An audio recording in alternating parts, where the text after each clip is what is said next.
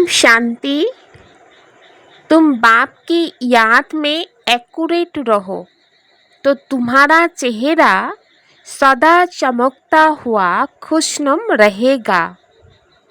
বাবা বলেন, তোমরা বাবার স্মরণে অ্যাকুরেট যদি থাকো তবে তোমাদের চেহারা সর্বদাই ঝলমলে হাসি খুশি থাকবে। याद में बैठने की विधि कौन सी है तथा उससे लाभ क्या क्या होता है। বাবার স্মরণে বসার বিধি কি তথা তার থেকে কি কি লাভ হয়। जब याद में बैठते हो तो बुद्धि से सब धंधे धोरी आदि की पंचायत को भूल अपने को देही अर्थात आत्मा समझो। देह और देह के संबंध की बड़ी जाल है। उस जाल को हप करके देह अभिमान से परे हो जाओ अर्थात आप मुए मर गए दुनिया। जीते जी सब कुछ भूल एक बाप की याद रहे, यो है अशरीरी अवस्था। इसे आत्मा की काट उतरती जाएगी। বাবা বলেন, যখন স্মরণে বসো তখন বুদ্ধি থেকে সব কাজের কথাবার্তা জটিলতাকে ভুলে নিজেকে দেহি অর্থাৎ আত্মা মনে করো। দেহ আর দেহের সম্বন্ধ হলো একটা বড় জাল। সেই জালকে গিলে ফেলে দেহ অভিমানের ঊর্ধ্বে চলে যাও অর্থাৎ আমি মরলে আমার কাছে দুনিয়াও মৃত। এই জীবন থেকে এই দুনিয়ার সব কিছু ভুলে কেবল এক বাবাকেই স্মরণ করো। এটাই হলো অশরীরী অবস্থা। এর দ্বারাই আত্মার মধ্যকারের জং কাটতে থাকবে। বাবা বলেন, বাচ্চারা বাবার স্মরণের যাত্রাতেই বসে আছে, যাকে বলা হয় ধ্যানে বা নিষ্ঠা বা শান্তিতে বসে আছে। কেবল শান্তিতে বসে না, তার সাথে সাথে কিছু করতে থাকে, স্বধর্মে স্থির হয়ে থাকে। কিন্তু তোমরা যাত্রাতেই রয়েছ। এই যাত্রা সেখানকে তো বাচ্চারা জানে এই যাত্রা শেখান নিরাকার পরমাত্মা বাবা, তিনি সাথে করে নিয়ে যান। বাবা বলেন, দুনিয়াতে তোমাদের যারা তীর্থে যাত্রায় নিয়ে যায় তারা হলো শারীরিকভাবে ব্রাহ্মণ বংশে জন্মানো ব্রাহ্মণ, আর তোমরা বাচ্চারা হলে রুহানি ব্রাহ্মণ, ব্রাহ্মণ বর্ণ বা ব্রাহ্মণ কুল। এখন বাচ্চারা তোমরা স্মরণের যাত্রাতেই বসে আছো। অন্যান্য সৎসঙ্গে বসে থাকলে গুরুর স্মরণ আসবে যে গুরু এসে প্রবচন শোনাবে, আর এই সব কিছুই হলো ভক্তি মার্গ।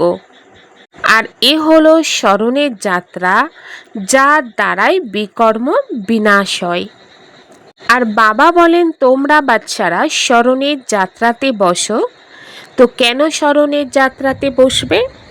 কারণ এই স্মরণের যাত্রা দিয়েই আত্মার মধ্যে যে জং বা মরচে পড়েছে তো সেটা দূর হয়ে যাবে।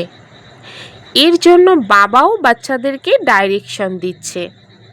তো এই ডাইরেকশন দিচ্ছে যে স্মরণ তোমাদের অবশ্যই করতে হবে, জংকে দূর করতে হবে। কারণ আমি হলাম পতিত পাবন। তো কেউ স্মরণ করলে আমি আসি না, আমার আশা ড্রামাতেই লেখা আছে। তো কখন আসি? যখন এই পতিত দুনিয়া বদলে গিয়ে পবিত্র দুনিয়া হয়, যে আদি সনাতন দেবী দেবতার ধর্ম যা প্রায় লুপ্ত হয়ে যায়, আর তার স্থাপনা পরমাত্মা বাবা ব্রহ্মা বাবার মাধ্যমে পুনরায় করে থাকেন। जिस ब्रह्मा के लिए ही समझाया है ब्रह्मा से विष्णु सेकंड में बनते हैं। फिर विष्णु से ब्रह्मा बनने में 5000 वर्ष लगते हैं। ये भी बुद्धि से समझने की बातें हैं। तुम जो शूद्र थे अब ब्राह्मण वर्णों में आए हो, तो तुम ब्राह्मण बनते हो तो शिव बाबा ब्रह्मा द्वारा तुमको ये याद की यात्रा सिखलाते हैं खात निकालने के लिए। बाबा बोलें जे ब्रह्मार विषये তোমাদেরকে বোঝানো হয়েছেন। যিনি ব্রহ্মা তিনিই বিষ্ণু সেকেন্ডে হয়। তারপর বিষ্ণু থেকে ব্রহ্মা হতে 5000 বছর লেগে যায়। এও বুদ্ধি দিয়ে বোঝার মতো বিষয়। তোমরা যে শূদ্র ছিলে এখন ব্রাহ্মণ বর্ণে এসে গিয়েছ। তোমরা যখন ব্রাহ্মণ হও তখন শিব বাবা ব্রহ্মার দ্বারা তোমাদেরকে স্মরণের যাত্রা শেখান খাট বের করে দেওয়ার জন্য। এই সৃষ্টির রচনার চক্র কিভাবে আবর্তিত হয় সেটা তো তোমরা বুঝে গিয়েছ। তাতে বিশেষ দেরি হয় না। এখন হলো একেবারেই কলিযুগ। তারা তো কেবল বলে যে কলিযুগে এখন তো কেবল আদিকাল, আর তোমাদেরকে বলে এখন হলো কলিযুগের অন্তিম সময়। তো ঘোর অন্ধকার না? তো বাবা বলেন আমি তোমাদেরকে এই সমস্ত বেদ শাস্ত্রের সার বোঝাচ্ছি। তোমরা বাচ্চারা সকালবেলায় যখন এখানে বসো তখন তোমাদের বাবার স্মরণে বসতে হয়। যদি বাবার স্মরণে না বসে তাহলে মায়ার ঝড় চলে আসবে। ব্যবসা পত্রের দিকে বুদ্ধিযোগ যেতে চাইবে। এসব তো বাইরের জটিলতা। যেমন মাকড়সা কত জাল বিস্তার করে, সব কিছুকেই গ্রাস করে ফেলে। বাবা বলেন দেহের প্রপঞ্চনা কিন্তু কম নয়। কাকা চাচা মামা গুরু গোসাই কত না জাল দেখতে পাওয়া যায়। সেই সব কিছুকেই গিলে ফেলতে হবে দেহসহ।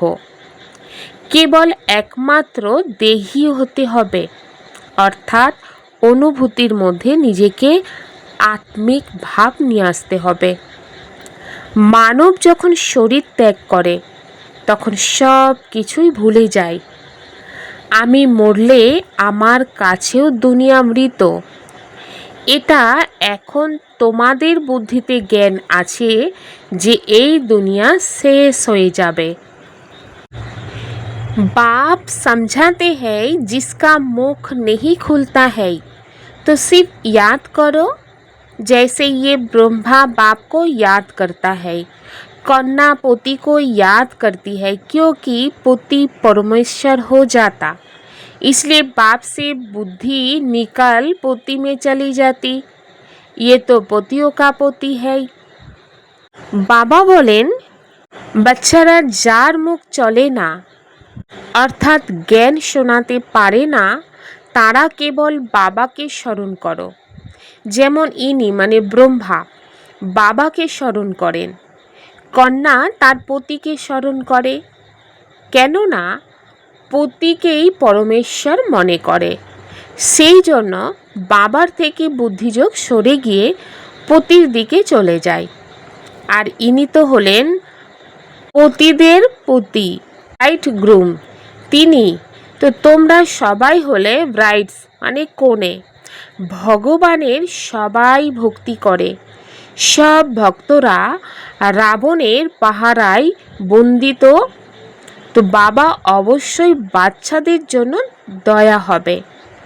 বাবা হলেন করুণাময়, তাকে করুণাময় বলা হয়। এই সময় গুরু তো অনেক প্রকারের আছে। যিনি কিছু শিক্ষা প্রদান করেন তাকেই গুরু বলে দেয়। এখানে তো বাবা প্র্যাকটিক্যালে রাজযোগ শেখান। এই রাজযোগ কেউ শেখাতে পারবে না একমাত্র পরমাত্মা ছাড়া। পরমাত্মাই এসে রাজযোগ শিখিয়েছিলেন। তারপর এর দ্বারাই কি হয়েছিল এটা কারোর জানা নেই। গীতায় প্রমাণ তো অনেক দেয়। ছোট ছোট কন্যারাও গীতা কণ্ঠস্থ করে ফেলতে পারে। কিছু না কিছু তার মহিমা হয় ঠিকই। গীতা গুম হয়ে যায়নি, আর গীতার অনেক মহিমা রয়েছে। গীতা জ্ঞানের দ্বারাই বাবা সমগ্র দুনিয়াকে পূর্ণ নব করেন। তোমাদের কায়া অর্থাৎ শরীর কল্পতরু, কল্প বৃক্ষের মতো বা অমর বানিয়ে দেয়। तुम बच्चे बाप की याद में रहते हो, बाबा का आह्वान नहीं करते। तुम बाप की याद में रहे अपनी उन्नति कर रहे हो। बाप के डायरेक्शन पर चलने का भी शौक होना चाहिए। हम शिव बाबा को याद करते ही भोजन खाएंगे, गया शिव बाबा के साथ खाते। दफ्तर में भी कुछ ना कुछ टाइम मिलता है, बाबा को लिखते हैं। कुर्सी पर बैठते तो याद में बैठ जाते हैं। বাবা বলেন, তোমরা বাচ্চারা বাবার স্মরণে থাকো, তোমরা আহ্বান করো না, তোমরা বাবার স্মরণে থেকে নিজের উন্নতি করছো। বাবার ডাইরেকশনে চলার ইচ্ছা থাকা চাই। তোমরা শিব বাবাকে স্মরণ করেই আহার গ্রহণ করবে, অর্থাৎ শিব বাবার সাথে খাওয়া। অফিসে একটু আধটু টাইম তোমরা পেয়ে থাকো, তো বাচ্চারা বাবাকে লিখে অফিসে চেয়ারে বসলেই আমি তোমার স্মরণে বসে যাই। অফিসার এসে দেখে এ তো বসে বসেই হারিয়ে গিয়েছে, অর্থাৎ অশরীরী হয়ে যায়। কারোর চোখ বন্ধ হয়ে যায়, কারোর খোলা থাকে। কেউ আবার এমনভাবে বসে থাকে কিছুই যেন দেখছে না, যেন হারিয়ে গিয়েছে। তো এমন এমন সব হয়। বাবা রশি ধরে টানেন আর তারা আনন্দে ডুবে থাকে। কি হয়েছে প্রশ্ন করলে বলে, আমি তো বাবার স্মরণেই বসেছিলাম। বুদ্ধিতে থাকে আমাকে যেতে হবে বাবার কাছে। বাবা বলেন, সোল কনসাস হলে তোমরা আমার কাছে এসে যাবে। সেখানে পবিত্র না হলে যেতে পারবে নাকি? এখন পবিত্র কিভাবে হবে সেটাই বাবাই বলতে পারবেন, মানুষ সেটা বলতে পারবে না। তোমরা যদি কিছুটা হলেও বুঝতে থাকো তবে অন্যদের কল্যাণ করবে। তোমাদের কারোর না কারোর কল্যাণ করে বাবার পরিচয় দেওয়ার পুরুষার্থ অবশ্যই করতে হবে। ভক্তি মার্গে মানব গড ফাদার বলে স্মরণ করতে থাকে। গড ফাদার করুণা করো, ভগবানকে ডাকার অভ্যাসেই দাঁড়িয়ে গিয়েছে যেন। তো বাচ্চারা বাবা তোমাদেরকে নিজের মতো কল্যাণকারী বানিয়ে থাকে, আর মায়া সবাইকে কতখানি অবোধ বানিয়ে দিয়েছে। লৌকিক বাবাও বাচ্চার আচরণ ঠিক না দেখলে বলে, তুমি তো একেবারেই নির্বোধ। 1 বছরের মধ্যে বাবার সমস্ত সম্পত্তি উড়িয়ে দেবে। তো অসীম জগতের পিতাও বলে, তোমাদেরকে কি বানিয়েছিলাম, এখন নিজের আচরণকে দেখো। এখন তোমরা বাচ্চারা বুঝতে পারো যে কেমন ওয়ান্ডারফুল খেলা এটা। ভারতের কতখানি ডাউনফল হয়ে যায়। ডাউনফল অব ভারতবাসী। তারা তো নিজেদেরকে এমন মনে করে না যে আমাদের পতন হয়েছে, আমরা কলিযুগী তমপ্রধান হয়েছি।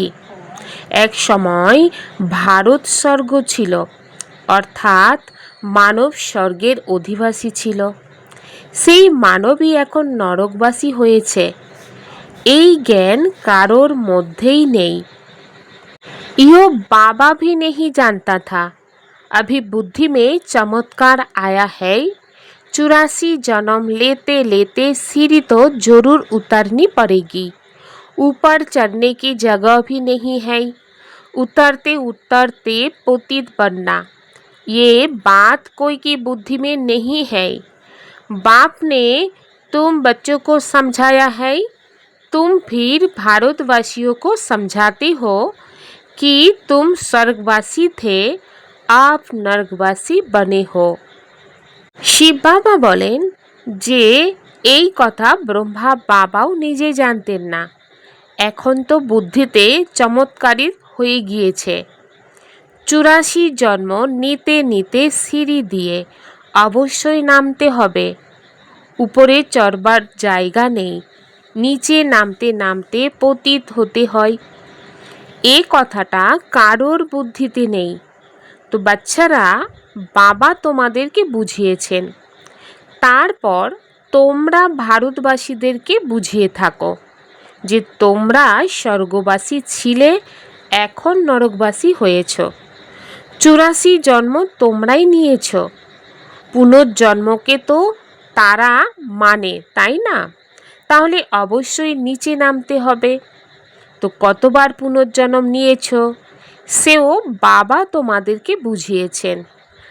আর এখন তোমরা বাচ্চারা অনুভব করতে পারো যে আমরা দেবী দেবতা ছিলাম, তারপর রাবণ আমাদেরকেই পতিত বানিয়েছেন।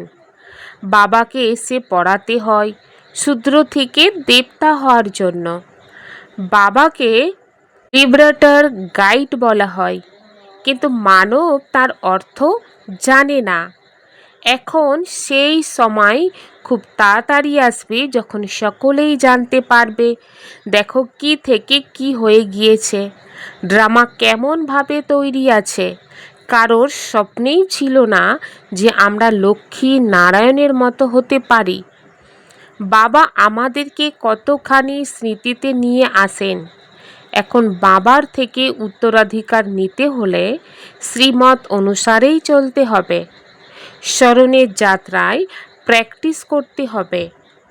আর তোমরা জানো, পাদ্রীরা যখন হেঁটে যায় তখন কত সাইলেন্সে যায়, তারা তখন ক্রাইস্টের স্মরণে থাকে, তাদের ভালোবাসাই হলো ক্রাইস্টের প্রতি। তোমরা হলে রুহানি পান্ডা, তাহলে তোমাদের প্রীত বুদ্ধি হলো এক পরমপিতা পরমাত্মার সাথে। বাচ্চারা জানে নাম্বার অনুযায়ী পুরুষার্থ অনুসারেই কল্প পূর্বের মতো রাজধানী অবশ্যই স্থাপন হবে। তো তোমরা বাচ্চারা যত পুরুষার্থ করবে শ্রীমত অনুসারে চলবে। বাবা তো খুব ভালো ভালো মত দেন, তারপরে গ্রহের দশা এমনভাবে বসে যায় যে আর শ্রীমতে চলে না। তো তোমরা জানো যে শ্রীমত অনুসারে চললেই বিজয়, নিশ্চয় রয়েছে বিজয়। বাবা বলেন তোমরা আমার মতে চলো। কেন ভালো যে এই মত ব্রহ্মা প্রদান করছেন, এই সময় জানবে এই রায় শিব বাবা দিচ্ছেন। আর বাবা তো সার্ভিসের মত প্রদান করবেন। কেউ জিজ্ঞাসা করে এই ব্যবসাটা করব, বাবা তো এই সব বিষয়ের ওপর মত প্রদান করবেন না। বাবা বলেন আমি এসেছি পতিত থেকে পবিত্র হওয়ার যুক্তি বলে দিতে, এই সব বিষয় বলার জন্য আসিনি। আমাকে আহ্বান করে, হে পতিত পাবন, এসে আমাদেরকে পবিত্র বানাও। তাই আমি সেই যুক্তি বলে দিই, সেটা খুবই সহজ। তোমাদের নাম হলো গুপ্ত সেনা। মানুষ তাতে অস্ত্র শস্ত্র তীর ধনুক বাণ এসব দেখিয়ে দিয়েছে, কিন্তু এতে তীর ধনুক ইত্যাদির কোনো ব্যাপার নেই। এসবই হলো भक्ति मार्ग। बाप के हर डायरेक्शन पर चलकर अपनी उन्नति करनी है। एक बाप से सच्ची सच्ची प्रीत रखनी है। याद में ही भोजन बनाना और खाना है। बाबा बोलें बच्चारा, बाबार प्रतिटी डायरेक्शने चले निजेर उन्नति करते होबे और एक बाबार साथे सत्यिकारेर प्रीत राखते होबे। স্মরণে থেকেই বাবার প্রস্তুত করতে হবে, খেতে হবে, খাবারও প্রস্তুত করতে হবে বাবার স্মরণে থেকে। स्पिरिचुअल लाइट हाउस बन सबको मुक्ति जीवन मुक्ति का रास्ता बताना है। बाप समान कल्याणकारी जरूर बनना है। স্পিরিচুয়াল লাইট হাউস হয়ে সবাইকে মুক্তি জীবন মুক্তির রাস্তা বলে দিতে হবে। বাবার মতো কল্যাণকারী অবশ্যই হতে হবে। ईश्वरीय शान में स्थित रहे, हर कर्म शानदार बनाने वाले, सर्व परेशानियों से मुक्त भव। ঈশ্বরীয় শান অর্থাৎ মর্যাদায় স্থিত থেকে প্রতিটি কর্মকে চমৎকার করে তোলা, সকল দুশ্চিন্তা থেকে মুক্ত হও। সর্বদা এই ঈশ্বরীয় মর্যাদায় অবস্থান করো যে আমি হলাম বাপ দাদার নয়নের মণি। আমার এই নয়নে বা নজরে কোনো জাগতিক বস্তুর স্থান পেতেই পারে না।